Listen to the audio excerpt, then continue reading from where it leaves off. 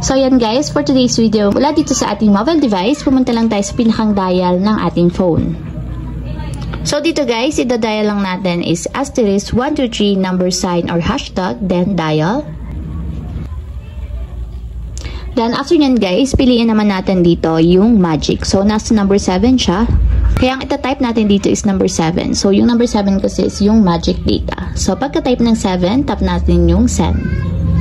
And dito naman guys, piliin natin yung number 1, so yung data, then tap send.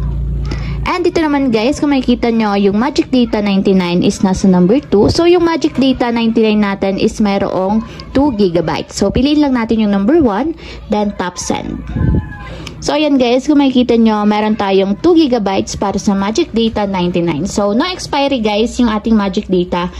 And nakadepende yan sa inyo kung kailan nyo siya uubusin. Dapat lang at least meron kayong 1 peso balance para hindi mawala or ma-disable yung ating magic data na 2 GB. So para ma-subscribe guys, i-type lang natin yung number 1, then tap send.